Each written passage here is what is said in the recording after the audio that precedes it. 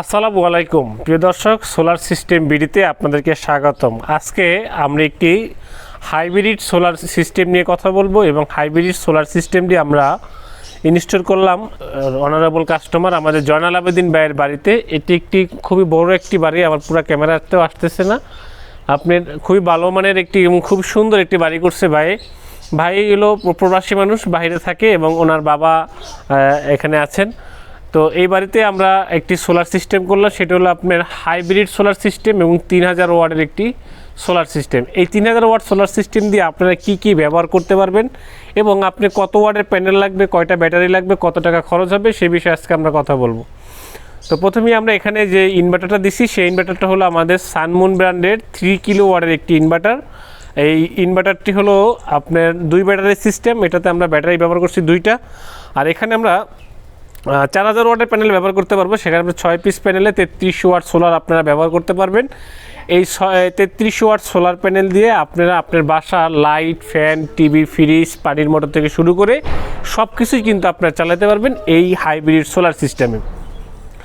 তো আপনারা যাদের বাসাতে দেখা গেছে যে আপনার ফ্যান আছে 5টা বা লাইট আছে 10টা এবং আপনার একটি ফ্রিজ আছে, এক গোড়া পানির মোটর আছে, এগুলো যারা একসাথে সোলার প্যানেল দিয়ে চালাতে চান তারা 33 ওয়াটের সোলার প্যানেল আপনারা ব্যবহার করবেন। তাহলে আপনার কি হবে যে আপনি সবগুলা সোলার থেকেই যাতে আপনি সরাসরি সারাদিনে যাতে কারেন্ট বিল আপনার না লাগে সেই রকম একটা সিস্টেম করে আপনারা ব্যবহার করবেন।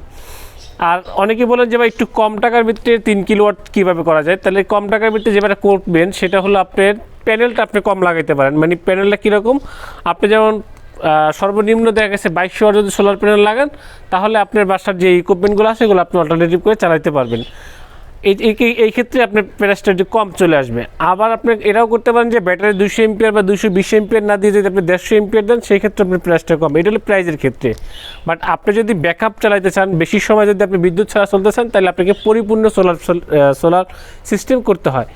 তো অনেকেই বলেন যে সুজন ভাই আপনি তো বিভিন্ন জায়গাতে কাজ করেন, তো আমি ব্যাটারি ছাড়া সোলার সিস্টেম করতে চাই, ব্যাটারি ছাড়া আপনার ব্যবহার করব। আসলে আমি যেটা বুঝি, আমি এজ এ টেকনিশিয়ান হিসেবে যেটা বুঝি যে আমরা আসলে এই বাংলাদেশের যে ওয়েদার, এই ওয়েদারে আমরা ব্যাটারি ছাড়া সোলার সিস্টেম করে আসলে আমাদের কোনো লাভ নাই। এটা আমরা যদি ভিডিওতে বলি, আমরা যারা বলার সময় বলতে পারি যে ব্যাটারি ছাড়াও চলবে, বাট আমি প্র্যাকটিক্যালি এটা চেক করে দেখছি এটা হয় না।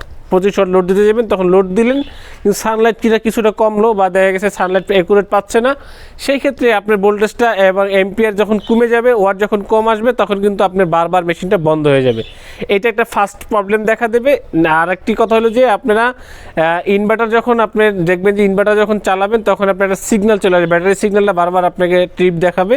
তখন কি হবে যে আপনি চিন্তা করতেছেন যে আমি টাকা খরচ করে সোলার সিস্টেম করছি হলে আমি সুবিধা ভোগ করার জন্য, তখন অসুবিধাটা আসলে বেশি হয়ে যায়।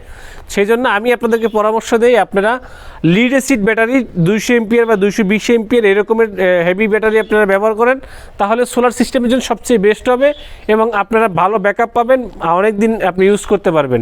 মেনটেন্যান্স ঠিক থাকলে আপনি যদি একটা গায়ের শাড়ও যদি আপনি ভালো করে ধুয়ে পরিষ্কার করে যদি আপনি ব্যবহার করেন, এটা অনেক দিন ব্যবহার করতে পারবেন। আর যদি একটা জিনিস লাগিয়ে যদি আপনি ফালাই রাখেন তাহলে কিন্তু আর বেশি দিন যাবে না।